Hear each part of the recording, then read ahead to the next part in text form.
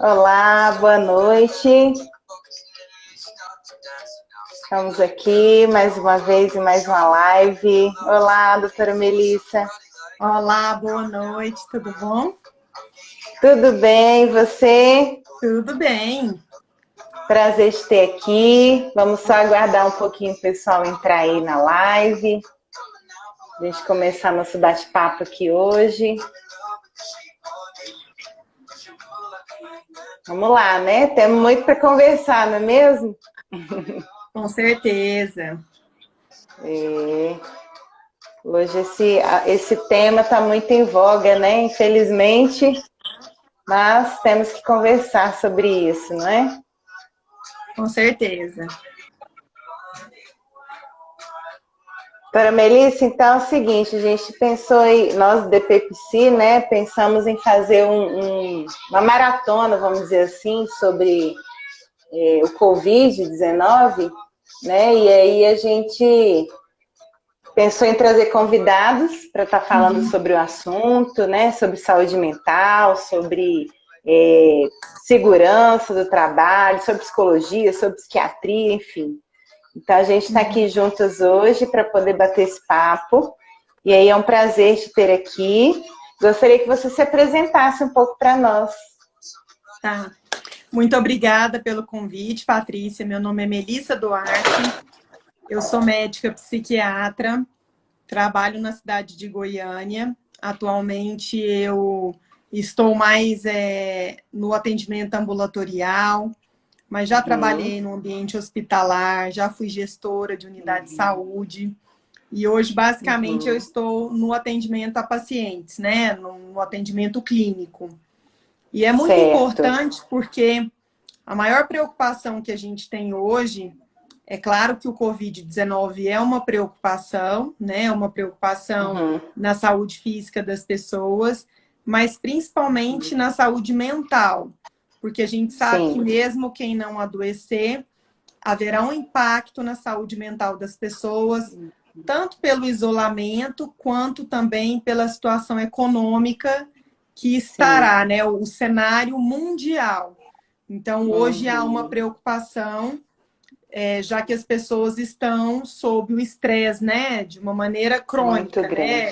A gente já tem quase 2 meses de isolamento, né? Então, isso gera um impacto no nosso cérebro e principalmente na nossa saúde mental. Com certeza.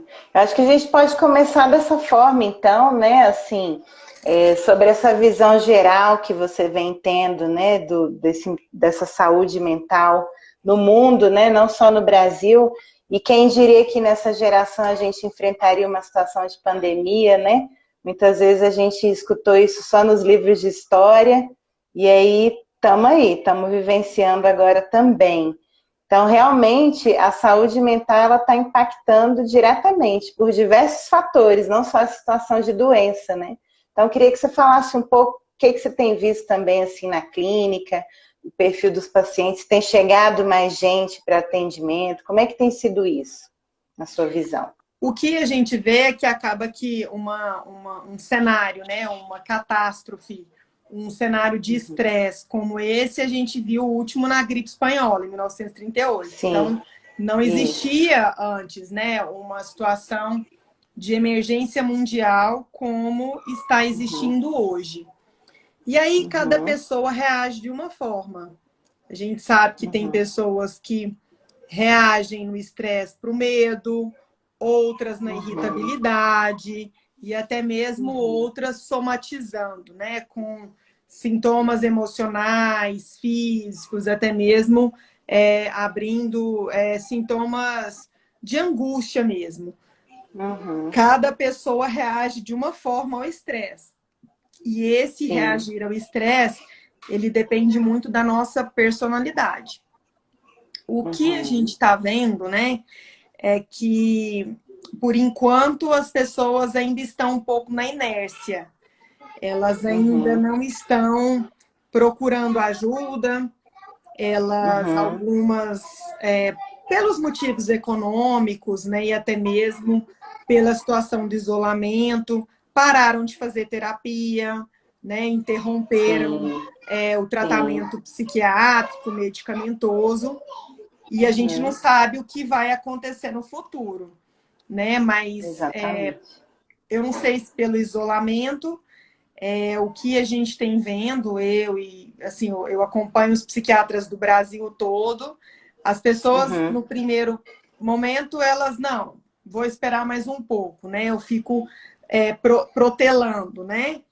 Não marcam a consulta, muitas vezes interrompem o tratamento, e a gente já está indo para uma segunda fase, que é uma fase que já se passaram mais de 30 dias, né? E aí as pessoas estão entrando numa outra fase, que pode ser uma fase mais de introspecção, né?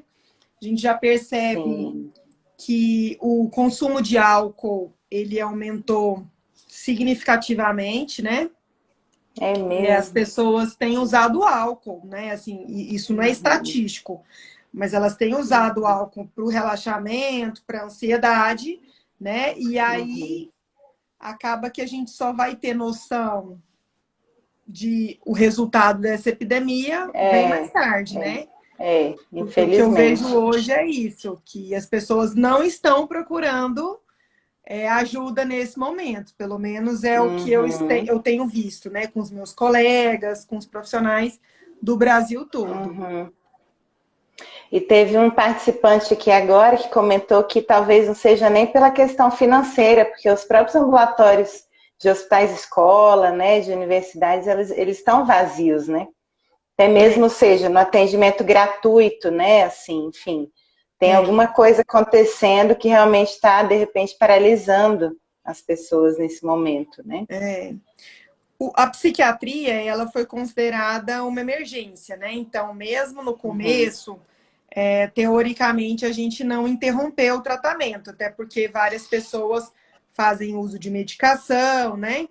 Então, basicamente, o que eu vejo é que as pessoas estão procrastinando mesmo, né? E aí, qual que é?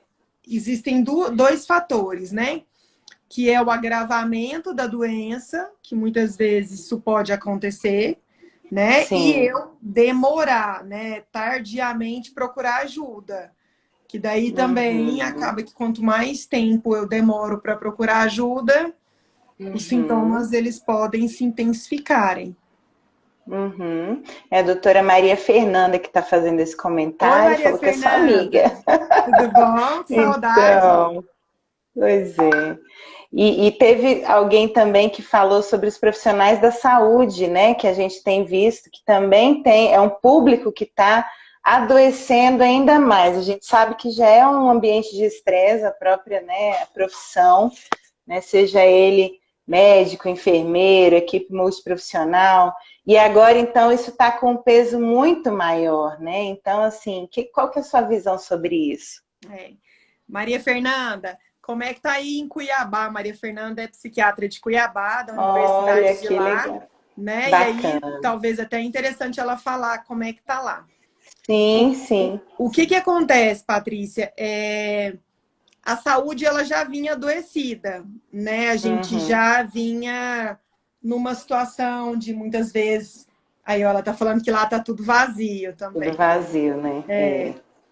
A saúde, ela já vinha desse momento adoecido, né? A gente já vinha muitos profissionais vendo, né? Assim, eu não estou na universidade mais, mas vendo que as pessoas estão insatisfeitas com o trabalho, insatisfeitas não só com a remuneração, mas com a qualidade, né? Como eu exerço o meu trabalho, qual que é a qualidade que eu estou propondo para o meu paciente, para o meu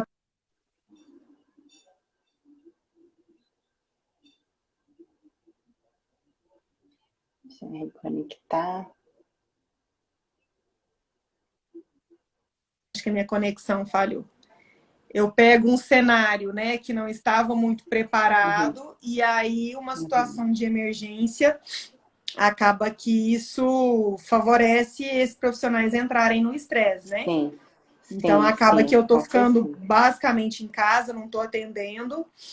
Eu sou asmática e acaba que também sou grupo de risco, mas sim, mas as pessoas elas já estavam nesse processo de estresse mesmo, né? Principalmente no ambiente de trabalho. Então, burnout, que é uma insatisfação, né, com Uhum. o ambiente de trabalho, ele já era Uhum. bem conhecido da, Sim, da população, dos profissionais de saúde mesmo, né? Então, isso. acaba Sim. que eu acho que essa pandemia veio para intensificar, né, esses Uhum. sintomas e esse adoecer nesses profissionais. Uhum. Então, e aí, vamos tentar identificar um pouco aqui, né, esclarecer um pouco mais para as pessoas sobre alguns transtornos mesmo psiquiátricos, né, que não só os que já vinham acontecendo, porque a gente entende que quem já estava no processo de adoecimento tende a, de repente, exacerbar esses sintomas, e aqueles que estavam ali no limiar, de repente, eclodir mesmo a doença, né? Vamos falar então um pouco sobre os principais. Eu acho que carro-chefe aí é transtorno de ansiedade, né? Mas o que mais que você observa que de repente nesse momento está vindo mais à tona na população? Então, acaba que os transtornos ansiosos, eles são a maioria, né, dos Uhum, diagnósticos. A gente tem, dentre eles, o transtorno de ansiedade generalizada, né, que é onde a uhum, pessoa ela desenvolve um quadro de ansiedade de forma prejudicial às funções, né? Ela começa a não conseguir exercer mais as atividades do cotidiano por esse limiar ansioso. Eu tenho um prejuízo nas uhum, funções tanto cognitivas quanto nas funções do cotidiano em si. Esse uhum, transtorno ele acontece de forma contínua e não necessariamente existe um estressor. A pessoa pode abrir um quadro por qualquer motivo, né? Ele é um sim, transtorno comum e depois do transtorno de ansiedade generalizada, a gente tem um transtorno de pânico, né? O transtorno de pânico, uhum, que são aquelas crises intensas, assim, são crises pontuais, né? Onde eu tenho uma crise uhum, pontual de ansiedade, que é o que a uhum, gente considera o ataque de pânico. O ataque de sim, pânico é uma crise aguda de ansiedade, onde a pessoa uhum, pode desenvolver sintomas físicos. Geralmente essa crise ela é limitada, né? Ela pode durar uhum, de 5 a 15 minutos e durante a crise eu, além de ter sintomas físicos como taquicardia, falta de ar, às vezes eu posso ter sintoma gastrointestinal, eu, uhum, por muitas vezes, eu tenho também sintomas de medo. Ou medo de enlouquecer, ou medo de ter um infarte, ou de estar tendo uhum, algum mal-estar iminente que prejudique a minha vida, né? Que existe um risco de vida. uhum. Então, é muito comum as Isso. pessoas desencadearem na hora do ataque de pânico esse medo. E por muitas Uhum, vezes eu vou até a emergência, vou até o pronto-socorro com a sensação de estar tendo um infarte ou um derrame, né? Que é o acidente vascular cerebral. E Esses agora, então, o medo de estar com Covid, né? exatamente. Esses Eu ataques de também tenho pânico, ouvido muito. esses Uhum, ataques de pânico, eles podem desenvolver em algumas pessoas agorafobia, que é o medo de passar mal. Então, a agorafobia é uma uhum, sensação que, uma vez que eu tenho um ataque de pânico, eu, eu tenho uma sucessão a ter um novo ataque, e aí eu desenvolvo a doença uhum. do pânico. Então, essa Isso. agorafobia, ela pode aparecer junto com as crises de pânico ou separado, que é somente o Uhum, medo de eu... A agorafobia é medo de aglomerados, né, de multidões. Então, eu posso desenvolver esse medo, que uma sensação de... É uma evitação desses lugares, né? Então, a uhum, pessoa ela pode desenvolver o medo de ficar sozinha em casa, lugar cheio de gente, ela começa a passar mal. Então, essa uhum, doença do pânico, ela pode abrir tanto com essa agorafobia, quanto com essas crises de ansiedade. Existem uhum, também as fobias, né, específicas, que aí, se a gente fosse uhum, descrever, acho que tomaria muito tempo. Mas o pânico, uhum, ele é a doença mais comum dos transtornos de ansiedade. Nessa E é o que situação... está mais comum também hoje em dia, talvez, ou pode se tornar, não é? Sim. Diante do cenário que a gente está vivendo. Ela é uma das crises, ela é uma dos transtornos de ansiedade mais comum, né? E aí acaba que frequentemente essas pessoas vão para o pronto-socorro com essa sensação de que estão passando mal. Por isso que até a gente tem ouvido, a gente tem até, por exemplo, esses canais que está tendo, né, de médicos mesmo, de prontidão, que o Ministério da Saúde tem colocado, as prefeituras, o próprio governo do estado, para atender a população por telefone primeiro, tem evitado também esse tumulto nos pronto-socorros, porque muitos dos sintomas acabam que passam muito mais pelo emocional do que o físico propriamente dito, né? Sim, porque é aquela coisa, né? A pessoa, quando ela tá no estresse, ela começa a pensar, ela vai pro medo, né? Então, o próprio estresse, e aí você ficando muito tempo no medo, logo você começa a passar mal fisicamente, né? Isso. Teve uma pessoa que perguntou também sobre o toque. O toque é um transtorno, é um transtorno de ansiedade, é um transtorno mais grave, que geralmente pode aparecer na infância ou na adolescência. O toque, ele é dividido, o quadro do toque é dividido em duas etapas, né? Eu posso ter tanto as obsessões quanto as compulsões. Então, o toque eu posso abrir tanto um quadro com obsessões, que são pensamentos repetitivos, geralmente esses pensamentos são recorrentes, que geram muita ansiedade e que, na maior parte das vezes, eles estão relacionados a algum ato, a alguma compulsão. Então, a pessoa, geralmente, vou dar um exemplo para você, ela tem uma sensação de que se eu lavar as minhas mãos, a minha mãe, eu vou salvar a minha mãe, por exemplo. Então, é uma obsessão, que é um pensamento repetitivo, e essa obsessão, ela é recorrente, e a única forma de eu aliviar esse pensamento, essa obsessão, é executando uma compulsão. Entendeu? Então, assim, é por isso que se chama transtorno obsessivo compulsivo. Eu posso ter tanto um transtorno obsessivo compulsivo somente com obsessões, como somente com compulsões. Então, eu atendi uma paciente essa semana, que eu acho que é fácil de eu ilustrar para vocês entenderem. Ela tem há muitos anos o toque. Então, o que ela faz? Na hora dela tomar banho, ela não pode encostar nos pés. A sensação que ela tem, se ela encostar nos pés, ela vai ser contaminada. Antes mesmo do Covid. Então, ela toma banho com luvas para lavar os pés. Ela compra lençóis, onde ela marca o lençol. Uma parte do lençol é a parte que ela coloca os pés. Então, é inadmissível para ela jogar o lençol no corpo dela de qualquer forma. Ela só usa a parte que não está grifada na cabeça. A parte que está grifada sempre nos pés. Quando ela viaja para algum lugar, ela compra aquele, não sei se é da época de vocês, mas aquele forro de plástico que a gente colocava na mesa. Lembra antigo? Na casa da minha mãe tinha muito. Sim, o plástico, né, mais grosso. Isso, um plástico mais grosso. Então, se ela vai dormir na sua casa, ela compra aquele plástico, ela até dorme na casa das pessoas, mas ela coloca o plástico na cama. Então, cada vez que ela vai dormir na casa de alguém, é um plástico daquele. Quando ela sai da casa, ela joga o plástico fora. Por quê? A sensação de contaminação.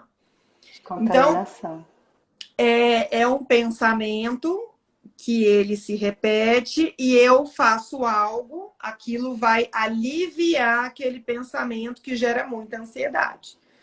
Né? Então, assim, qual que é a preocupação maior em relação ao toque? É porque a gente está tendo agora o hábito mais recorrente de lavar as mãos. Mas então, como é que tá isso para ela, né, gente? Nesse novo mundo realmente contaminado, né? Não é problema. O problema para ela são os pés. É isso que eu ia dizer. O toque, ele independe do estressor. É algo que não é real. Então, por exemplo, ela está super tranquila em relação ao Covid.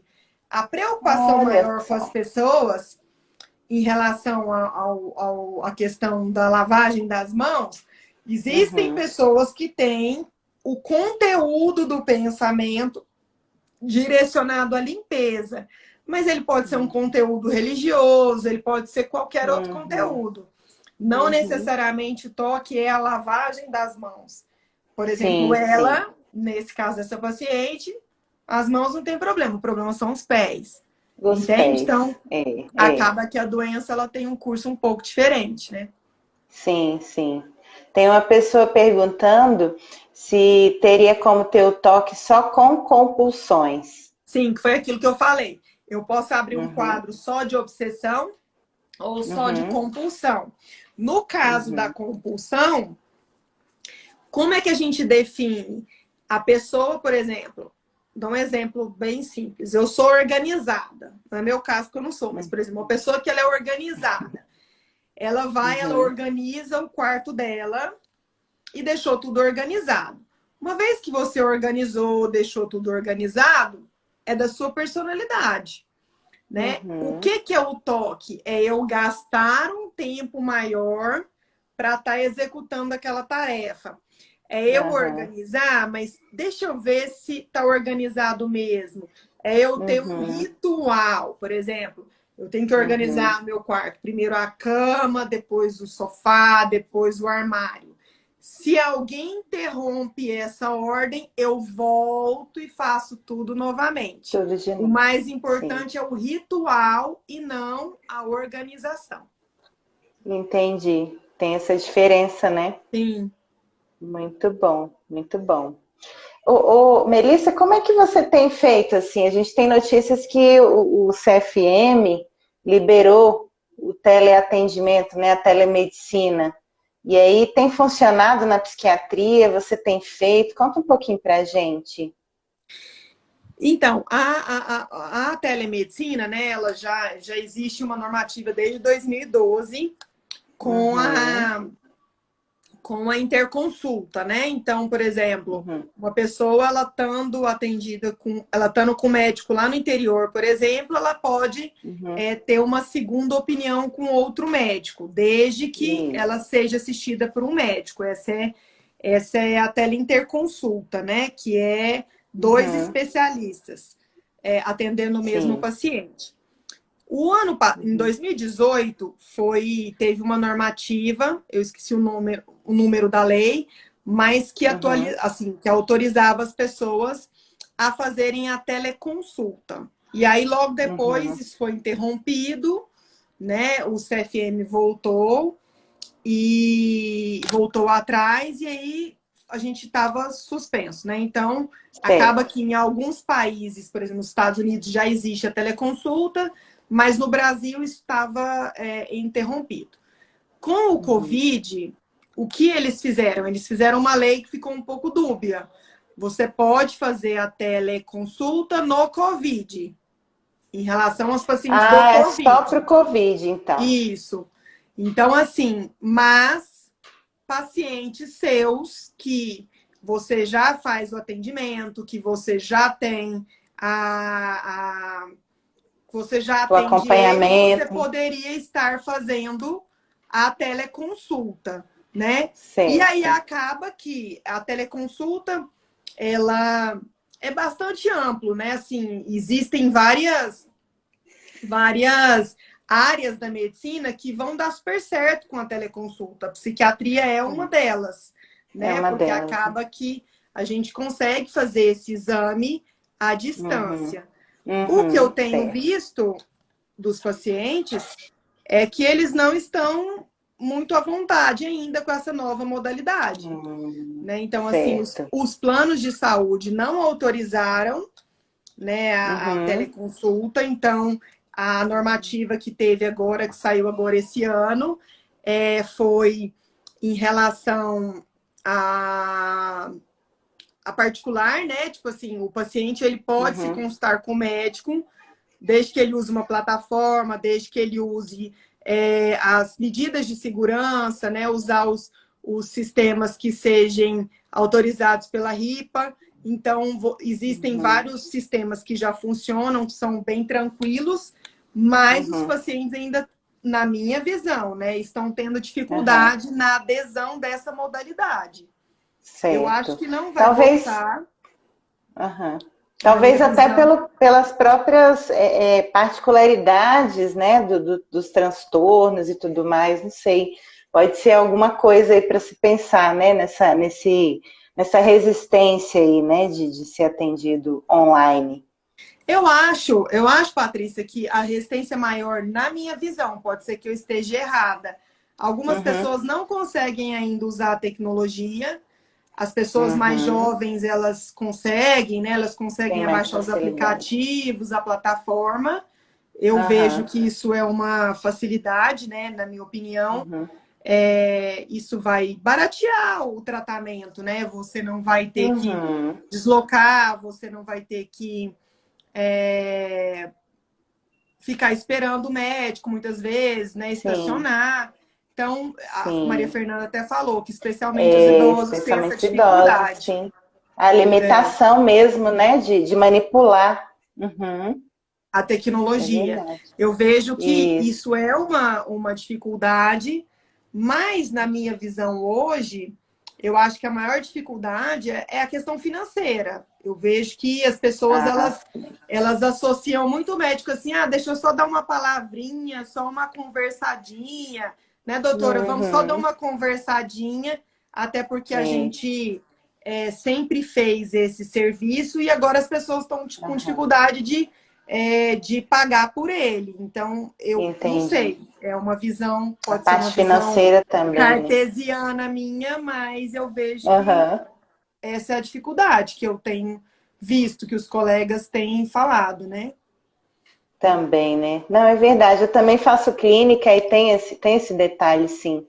Tem essa questão que abalou, né? Não tem jeito. Principalmente profissionais autônomos, aqueles que dependem, né, do comércio, enfim. Tem de todo jeito, né? Mas me tira uma dúvida, então. Se for o primeiro atendimento, dá para fazer por teleconsulta? Então, teoricamente, se o médico se sentir à vontade, dá para fazer, né? Melissa, eu não me sinto à vontade. Até porque eu gosto de criar um rapport com o paciente, de criar uma conexão. Então, Melissa... E por aqui é mais difícil, né? É mais difícil, né? Porque esse feeling, isso daí é uma coisa que às vezes você consegue com o tempo, né? Com o passar do tempo, à medida que você vai conhecendo o paciente. Mas um paciente que já é seu paciente, né? Aí é mais tranquilo, né? Mas a primeira consulta, eu tenho dificuldade, né? Mas assim, eu não acho que eu vou ter dificuldade com a telemedicina, não. Mas a psiquiatria é uma das poucas áreas que eu acho que vai se beneficiar bastante, né? Assim como a psicologia tem conseguido, né? Bastante. Eu mesma estou com o consultório praticamente todo online e tem dado certo, né? A gente está conseguindo. Mas aí, por exemplo, na psiquiatria, por ser uma especialidade médica, tem a questão da medicação, né? E aí, como é que você tem feito as receitas e tudo? As pessoas marcam um local para buscar no seu consultório? Como é que é? Então, já existem sistemas, né? Existem alguns sistemas que você faz a receita e você manda a receita online. Esse sistema novo, ele é bem novo, né? Eu não estou usando ainda, mas é porque tem uma certificação digital por nuvem, então uma coisa bem recente. Mas já existe isso para o receituário branco especial. Para o azul e para o amarelo, não. Então, ainda acaba não, né? que a receita azul e amarela não existe isso. É importante trazer esses detalhes, porque às vezes são dúvidas, né, que vão surgindo, até para nós profissionais, né, porque são áreas um pouco distintas de atuação, e aí a gente já sabe que tem como facilitar, porque, por exemplo, às vezes o paciente está no consultório, a gente percebe a necessidade de uma consulta psiquiátrica, já tem toda uma resistência, até para chegar na gente primeiro, às vezes, né? Ou o contrário. E aí, diante desse novo cenário, pode colocar mais dificultores ainda, né? Então, dá para fazer telemedicina, dá para fazer a receita online, né? Dependendo aí, enfim, tem esses recursos já, né? Tem sim. O Sandro Sala está até falando. Tudo bom, Sandro? Prazer ter você aqui. Está falando do DocuSign. Eu conheço o Memed, né? Que é o que eu estudei, que o Memed já funciona, já até usei. Mas o DocuSign eu não conheço. Bom você ter falado, que eu vou procurar saber. Ótimo. Certinho. Então, aí na questão dos atendimentos sociais, né, nesse momento da parte psiquiátrica, a gente tem visto muito os SOS psicologia, né? Tem feito isso, tem acontecido isso também, algum movimento da psiquiatria para atendimento ao público, né, ao pessoal, às pessoas em geral. E se aqui, por exemplo, em Goiânia, está tendo esses atendimentos na rede pública, como é que está sendo? Olha, como eu te disse, eu estou basicamente no consultório, né? Então, eu não tenho acesso mais ao Sistema Único de Saúde. Mas eu vi que existe uma plataforma, posso até depois pegar o link, eu não estou registrada nela, que são psiquiatras do Brasil inteiro que se uniram para dar um apoio. Na psiquiatria, é um pouco difícil esse tipo de apoio, né? Porque, assim, a psicologia ainda tem a abordagem breve, né? Que às vezes você faz um aconselhamento. Na psiquiatria, isso é um pouco mais delicado, porque uma vez que você faz um diagnóstico, você vai ter que tratar, né? Então, assim, eu não sei como está funcionando. Eu vi num grupo de médicos de São Paulo falando que existia isso, sim. Mas eu vejo essa limitação, né? Já trabalhei por muitos anos em mutirões de atendimento e o paciente psiquiátrico, ele muitas vezes, quando você entra com tratamento, ele é bem a longo prazo, né? Então, não sei como que está funcionando, mas posso procurar saber, Patrícia, para até te passar e depois você colocar aí. Mas o depois a gente publica aqui. O Ambulatório Municipal de Psiquiatria, que eu sei, que eu tenho informação, parece que não sei, mas parece que não está realizando o atendimento, mas os CAPs estão funcionando normalmente. Continuam, né? Continuam. Certo. Ótimo. Bom que a gente vai sabendo aí, né, como é que está esse movimento. Bom, acho que a gente pode ir continuando respondendo as perguntas aí do pessoal, né? Olha, o Fagner, acho que teve uma outra pergunta lá para cima que acabou passando. Vamos ver aqui, ó. Teve alguém que perguntou, acho que sobre algum transtorno também. Vamos ver se a gente acha aqui. Aqui, ó. Se está associado a algum perfeccionismo. Acho que ainda voltando na questão lá do toque, né? Acredito que seja isso. Só respondendo ao Sandro Sala aqui, né? Que ele falou que os médicos todos terão que se adaptar.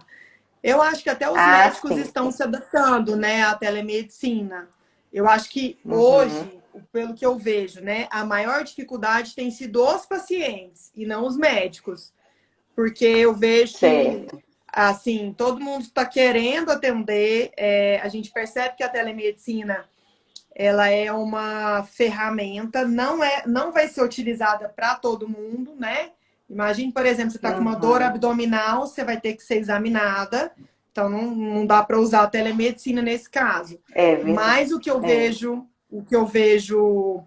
de maior dificuldade que eu tenho visto, não sei também, não dá para saber se é por causa da pandemia ou não, né? É da população em usar esse novo recurso. O recurso, né? Então, acho que junto com essa pergunta, a gente tem aqui, ó. Aqui, ó, o Fagner, acho que foi ele, falou se a gente tem visto, aqui, após o Covid-19, qual o maior transtorno psiquiátrico que apareceu? Então, Fagner, o Covid-19 é uma doença, assim, né? É uma doença muito jovem, né? Só tem 4 meses de casos no mundo inteiro, né? Agora está indo para o 5º mês. Então, não dá para a gente saber ainda qual vai ser a doença psiquiátrica de repercussão, né? O que a gente tem visto hoje é que as pessoas estão no estresse. E esse estresse, ele por si só, ele pode aumentar a incidência de todas as doenças psiquiátricas, né? Então, até o momento, não tem como a gente saber. Provavelmente, daqui 1 ano, né, a gente vai ter essa resposta para a gente saber qual foi o estrago, né, mental que a doença trouxe para a população mundial. No seu consultório já apareceu algum paciente que veio específico por conta dessa situação? Não, porque, como eu disse, né, assim, eu quase não estou atendendo. Não estou atendendo porque hoje, por eu ser do grupo de risco, né, que eu sou asmática, então, basicamente, eu estou propondo só o atendimento online. E aí eu não estou pegando casos novos, né? Então, são só os pacientes que já vinham em acompanhamento, Então, aí... Eu sou asmática, eu estou em crise e usando corticoide, aí eu não estou atendendo, estou ficando só em casa. Esse tempo também, né, complica tudo.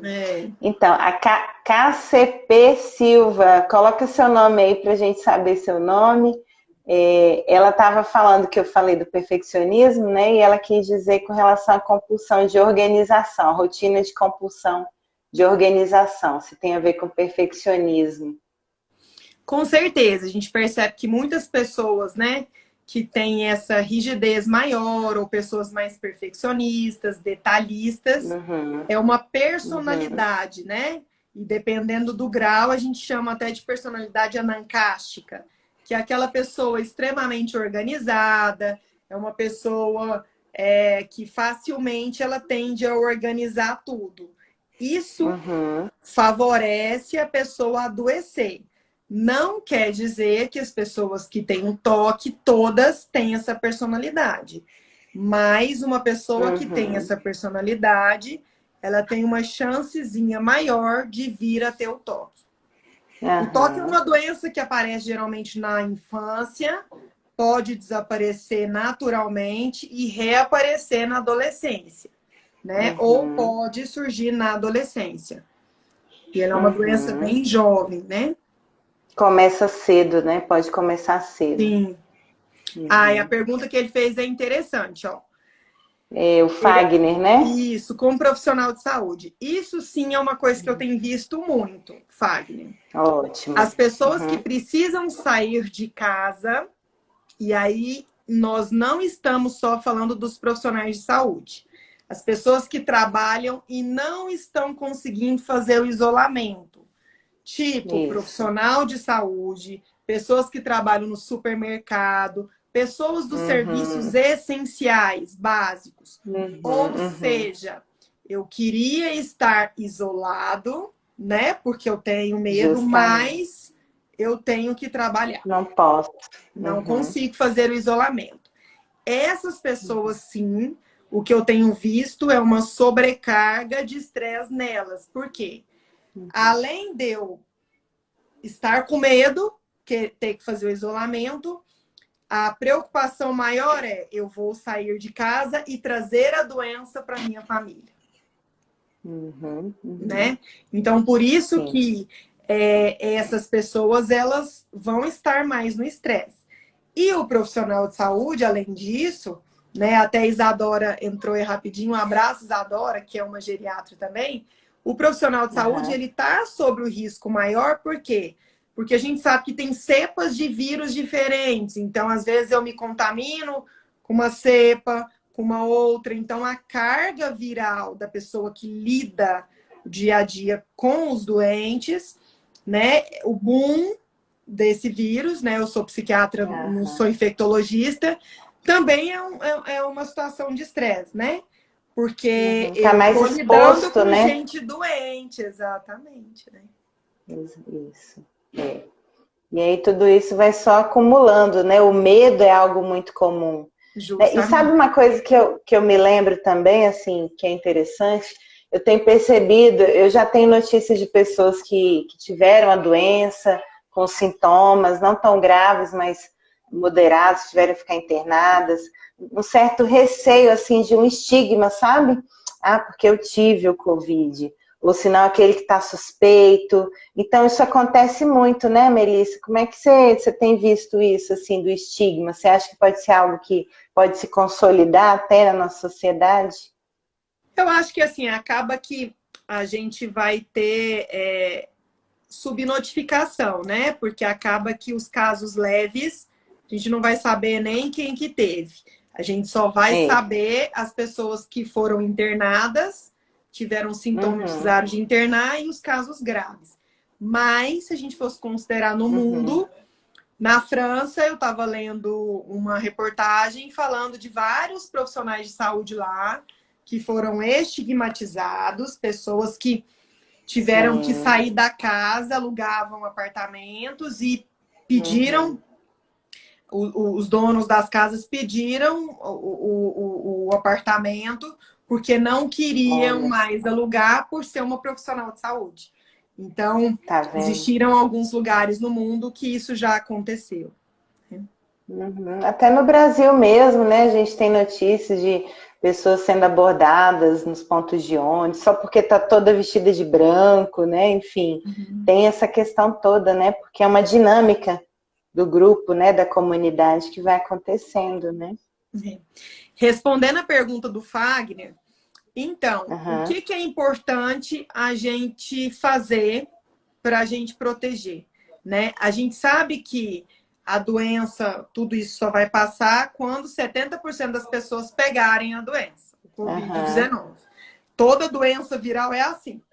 Ou eu vacino todo mundo e a vacina dá imunidade, ou as pessoas adoecem e aí, adoecendo, eu tenho imunidade natural, né?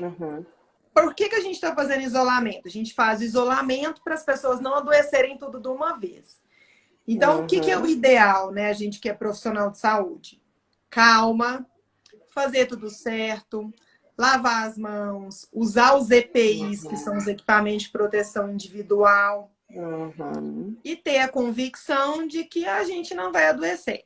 Se eu fico muito no estresse pensando nisso, eu não acredito na lei da atração, mas eu acredito que no estresse você não vai fazer tudo isso de forma adequada e uma hora ou outra você contamina, você pega na luva de uma maneira, na máscara de uma maneira errada e aí você se contamina, né? Mas se a gente tiver esses cuidados, a gente não vai adoecer, né? Assim, da forma grave, né? Sem dúvida, seguir todas as orientações de proteção, né? Não às vezes confiar numa coisa só. Né? Porque às vezes a gente sabe que tem muito processo de negação, né? De barganha, tem outros processos psíquicos que acontecem que acabam deixando as pessoas mais vulneráveis, por medo, por insegurança, enfim. Então tem que olhar para isso, né? E o mais importante, né, Patrícia? Acreditar que a doença é grave, que as pessoas estão morrendo, né? E que não é uma invenção. Eu também acho que as pessoas usam a situação para outros benefícios, enfim, né? Cada um usa de uma forma, mas existe a doença. Hoje, até mais cedo, eu escutei um áudio que eu fiquei muito triste, porque, assim, uma pessoa se identificando como médico e falando que já existe remédio que pode ser usado, azitromicina, enfim, várias medicações para doença e que é só usar precocemente que ninguém vai adoecer. Isto é mentira, né? Então, assim, desconfiar desses áudios que a gente não vê nem a cara da pessoa. Justamente, só falando que é médico, e mesmo que seja profissional, né? Complicado demais. Foi o que aconteceu com a clorexidina, né? Com a hidroxicloroquina, na verdade, né? Tô falando errado aqui.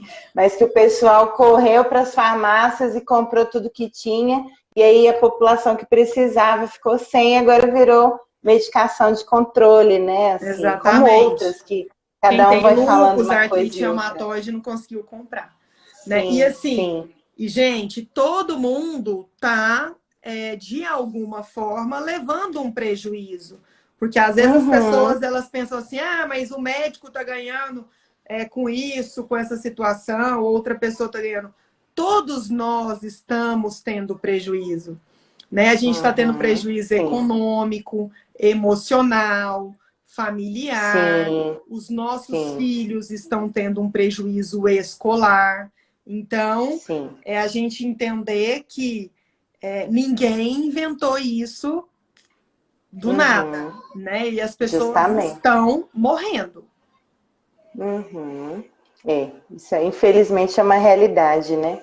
Uhum. Mas, enfim, acho que tem mais uma pergunta aí, olha, da Denise, sobre o toque ainda, que talvez a gente está falando muito de ansiedade, né, de pânico, mas, assim, o pensamento obsessivo também do medo, né, vai gerando estresse, pode me levar a um comportamento compulsivo, e é interessante a gente falar mais disso mesmo, então, né, olha É, aí, ó. Tem o leve, moderado, alto, como saber se preciso procurar ajuda? é. Boa pergunta dela. Boa Quando eu, pergunta. assim, existem sintomas obsessivos compulsivos, que são Uhum, sintomas ocasionais. Por exemplo, aquela pessoa, vou dar um exemplo para a pessoa entender, aquela pessoa que só sai de casa se tudo tiver organizado, é aquela pessoa que tem gastura, agonia de ver o quadro fora do lugar, uhum, né? É uhum. aquela Sim, pessoa que gosta de tudo milimetricamente arrumado. Isto não é toque, tá? Isso pode ser um tá sintoma. Eu vendo? vou lá, organizo uma vez e pronto. O toque eu tenho um prejuízo de tempo, um Uhum, prejuízo, porque mesmo estando tudo organizado, eu continuo preocupada e eu continuo na compulsão. O toque é quando eu uhum, perco muito tempo fazendo aquela atividade que já estava organizada, que já estava limpa, uhum, mas eu continuo ali, mesmo estando organizado, eu continuo com aquela ideia da desorganização. E é claro uhum, que existem vários graus, leve, moderado e grave, né? O toque uhum, grave são aquelas pessoas que paralisam a vida, né? Pessoas que não uhum, conseguem nem estudar, nem trabalhar, porque fica horas, por exemplo. Eu tenho um paciente que ele gasta 4 horas para tomar um banho. Isso se uhum, a mãe dele não bater na porta, porque se bater, ele volta tudo de novo. Isso é um toque uhum, grave. Já existem uhum, pessoas que têm um toque leve e aí não tem um prejuízo tão grande. Mas todo uhum. toque precisa de tratamento. Então, se a pessoa já tem um prejuízo e ela percebe que isso pode ser um toque, ela deve procurar um psiquiatra e um psicólogo Uhum, para fazer a associação da terapia com o uhum. remédio.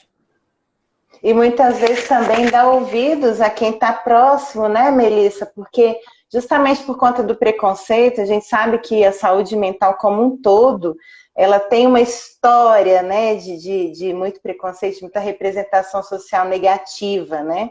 E aí, às vezes, é um familiar, um amigo que está falando, que está dando um toque, né? E aí a própria pessoa tem esse receio e ela não busca ajuda. Então, deixar um pouco ser ajudado, ser cuidado, prestar atenção em si, porque isso tudo causa muito sofrimento, né? Um sofrimento profundo. Não é só uma Exatamente. esquisitice, né? Não é só uma mania, é algo que traz prejuízo emocional profundo, e isso precisa ser cuidado, né?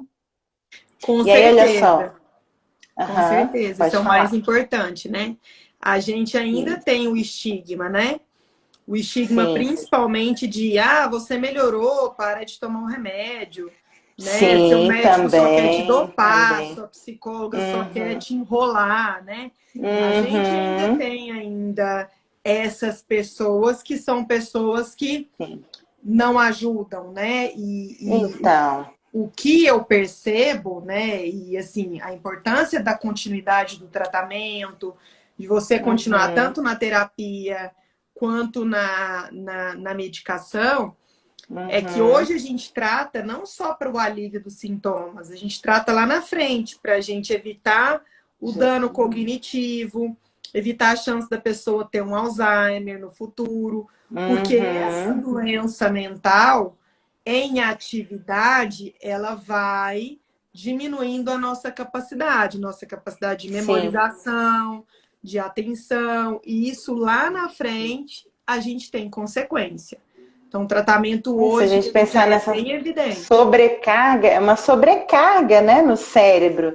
É tudo efeito de neurotransmissores, né, químico, neuroquímico. Uma hora, pifa, Exatamente, exatamente.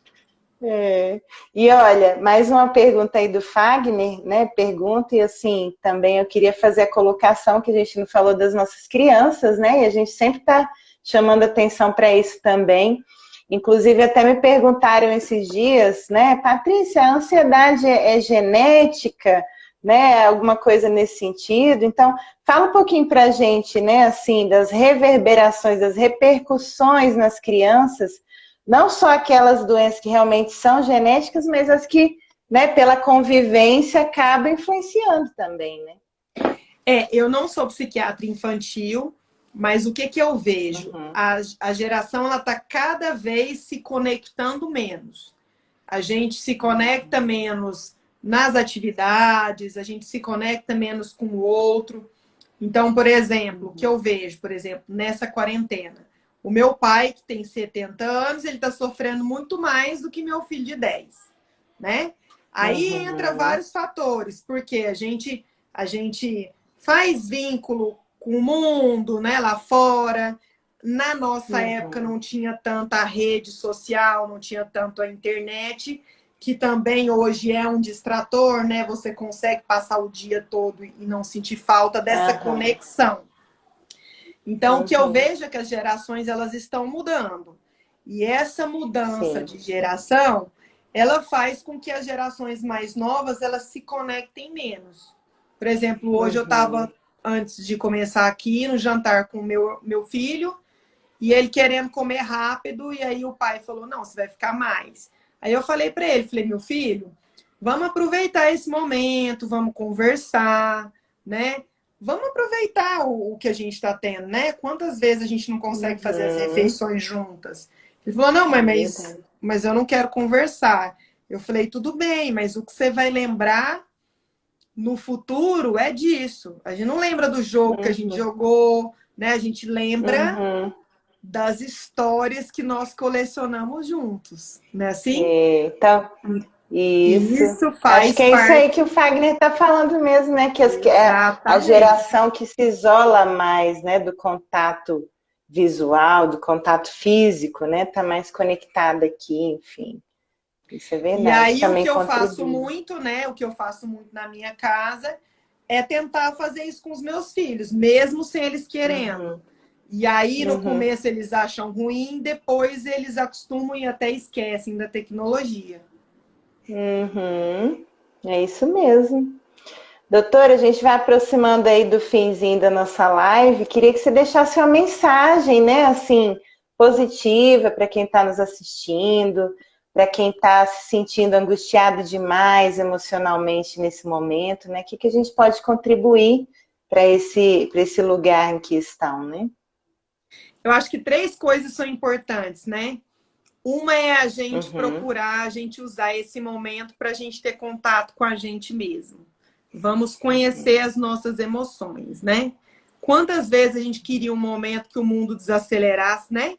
Você já escutou? Então. Tipo, para que eu quero descer, né? Vamos desacelerar. Por que o mundo não desacelera que eu quero descer, né? Quando a gente tá no estresse, tem muita gente que fala isso. Eu acho que esse é o momento para a gente descer daquele turbilhão. Isso é uma coisa que, se a gente usa esse momento, ele é muito rico, porque aí você entra em contato com as suas emoções. Segundo, você dá nome a elas, né? Eu até essa semana passada achei isso muito interessante. Quando você dá nome às suas emoções, elas se tornam suas. Então, dar nome à sua emoção Sim, sim. apodere-se dela, né? Uhum. Coloque ela como se ela fosse sua mesmo, e aí você vai curar as Uhum. emoções que vêm lá de trás com você até o momento de hoje. E Uhum. terceiro, Uhum. que eu acho que eu estava até falando isso mais cedo com um primo meu, o mundo ele mudou. E isso que Uhum. nós vivemos, quando a gente voltar, tudo vai ser Uhum. diferente. Então, se a gente se Uhum. prepara para isso, né? Você Uhum. vai entrando num processo devagar, cada um tem o seu, e aí vai ser Sim. mais fácil o retorno, porque não vai ser mais daquela forma. Essa é a visão que eu Uhum. tenho. Muita gente Sim. vai voltar diferente, muita Uhum. gente vai voltar do mesmo jeito e muita gente vai voltar pior, né? E tá É, tudo tem de certo, tudo. E tá né? tudo certo. Tá Adoro tudo usar essa certo. frase Cada também. um tem que passar pelo que tem que É passar verdade. na hora que tem que É passar, verdade. né? É verdade. Você tem razão.